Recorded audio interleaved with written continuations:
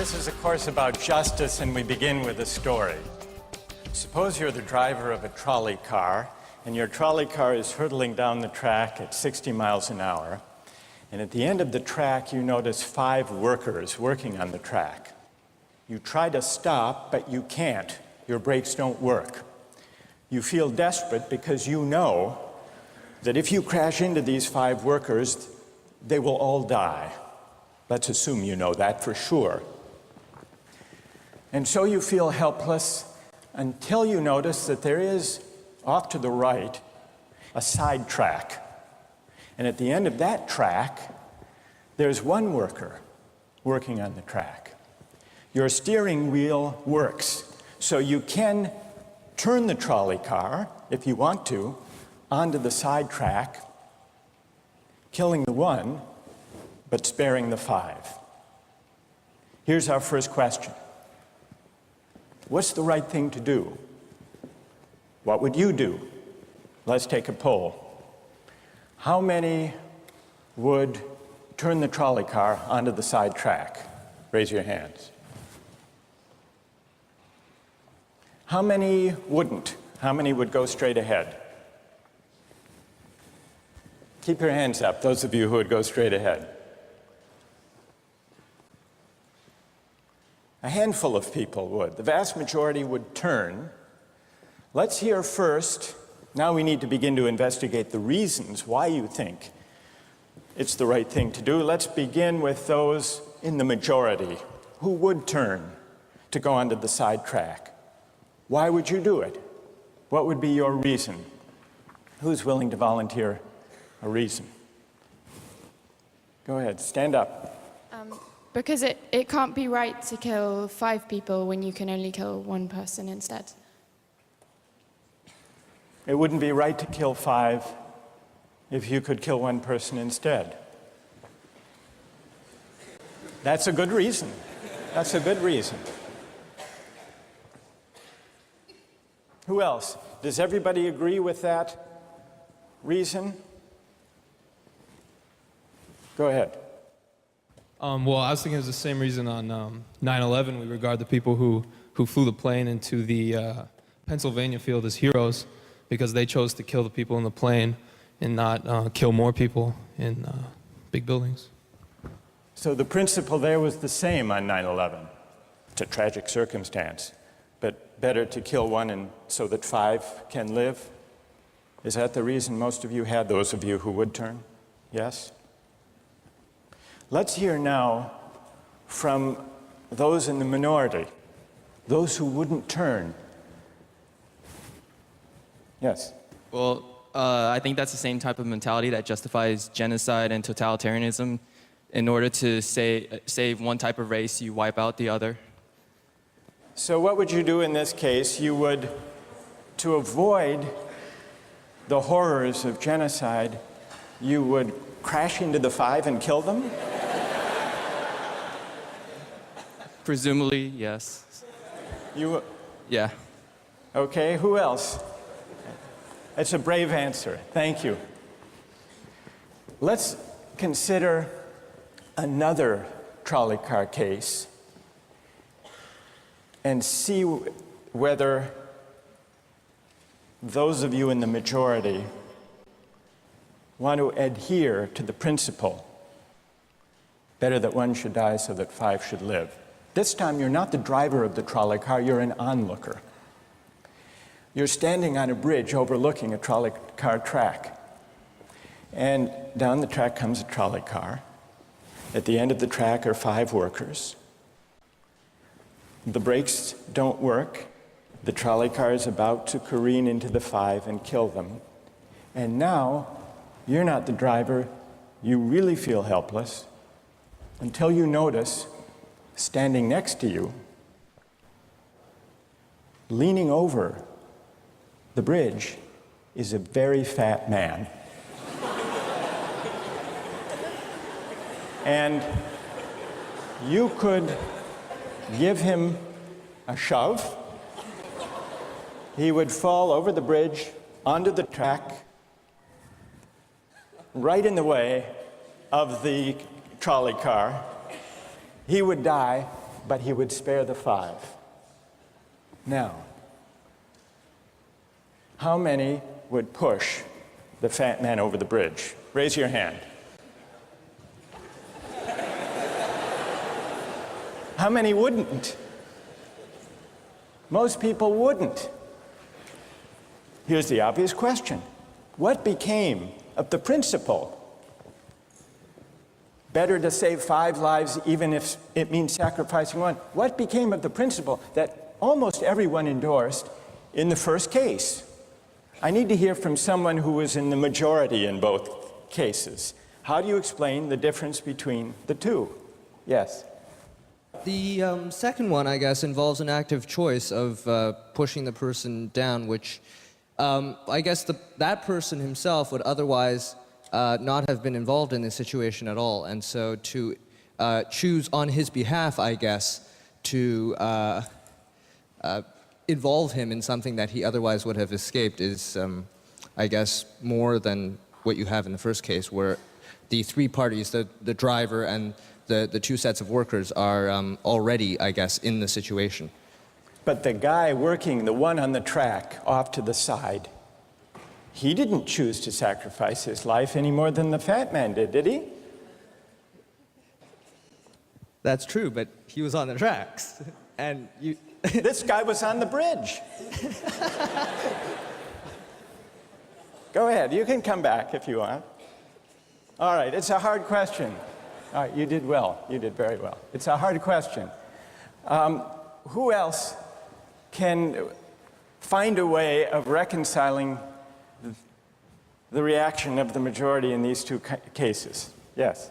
Well, I guess in the first case where you have the 1 worker and the 5, it's choice between those 2, and you have to make a certain choice, and people are going to die because of the trolley car, not necessarily because of your direct actions. The trolley car is a runaway thing, and you're making a split-second choice, whereas pushing the fat man over is an actual act of murder on your part.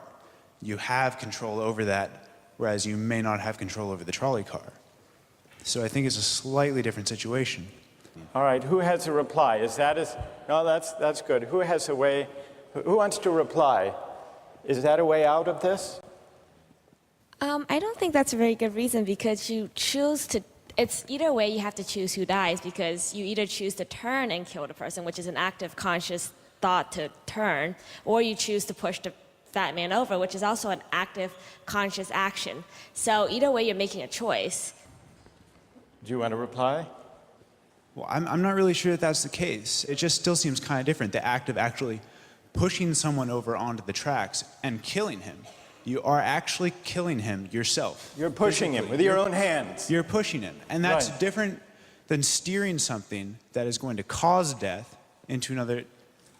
You know, it doesn't good. really sound right saying it now. No, it's good. But I'm up here. It's good. What's your name? Andrew. Andrew. Let me ask you this question, Andrew. Yes. Suppose standing on the bridge next to the fat man, I didn't have to push him. Suppose he were standing over a trap door that I could open by turning a steering wheel like that.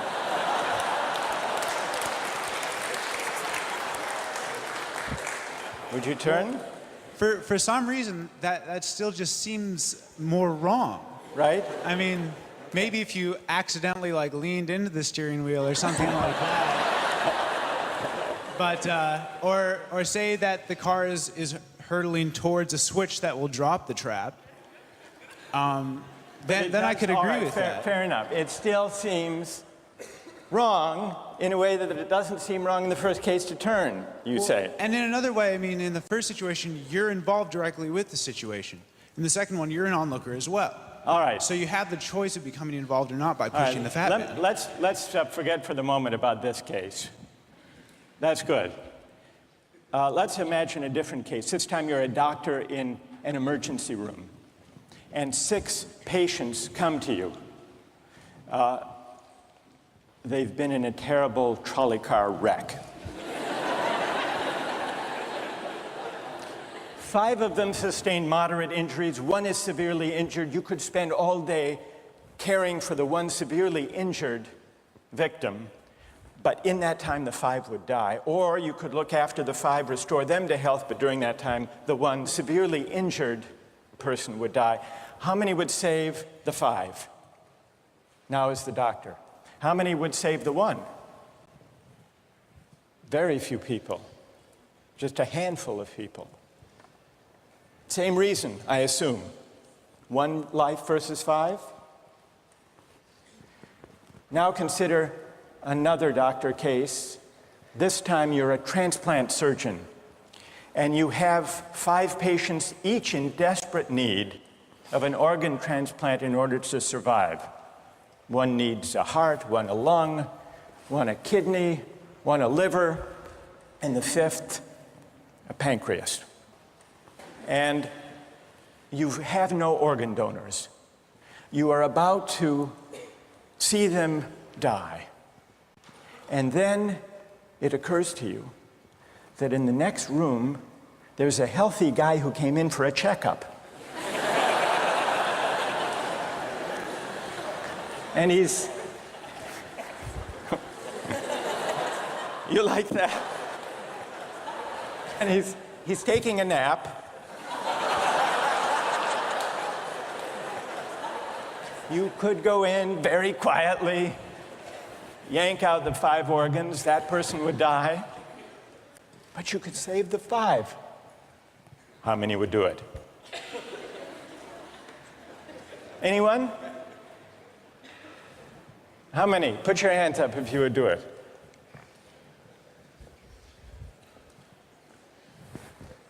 Anyone in the balcony? You would? Be careful, don't lean over too much. What? How many wouldn't? All right, what do you say? Speak up in the balcony, you who would yank out the organs. Why? I'd actually like to explore a slightly alternate possibility of just taking the 1 of the 5 who needs an organ who dies first, and using their 4 healthy organs to save the other 4. That's a pretty good idea. That's a great idea, except for the fact that you just wrecked the philosophical point. Well, let's step back from these stories and these arguments to notice a couple of things about the way the arguments have begun to unfold. Certain moral principles have already begun to emerge from the discussions we've had. And let's consider what those moral principles look like. The first moral principle that emerged in the discussion said, the right thing to do, the moral thing to do, depends on the consequences that will result from your action. At the end of the day, better that 5 should live, even if 1 must die. That's an example of consequentialist moral reasoning. Consequentialist moral reasoning locates morality in the consequences of an act, in the state of the world that will result from the thing you do. But then we went a little further, we considered those other cases, and people weren't so sure about consequentialist moral reasoning. When people hesitated to push the fat man over the bridge or to yank out the organs of the innocent patient, people gestured toward reasons having to do with the intrinsic quality of the act itself. Consequences be what they may. People were reluctant. People thought it was just wrong, categorically wrong, to kill a person, an innocent person, even for the sake of saving 5 lives. At least people thought that in the second version of each story we considered. So this points to a second categorical way of thinking about moral reasoning.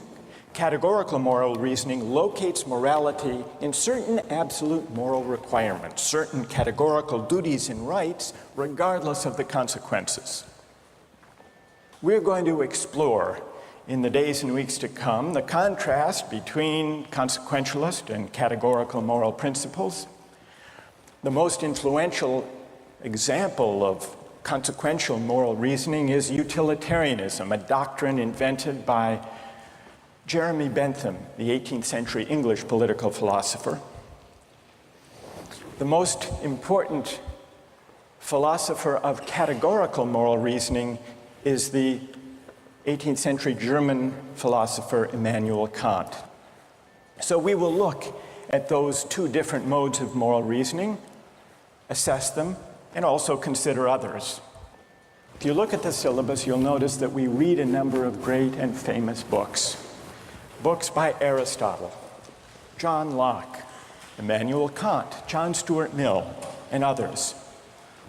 You'll notice, too, from the syllabus that we don't only read these books, we also take up contemporary political and legal controversies that raise philosophical questions.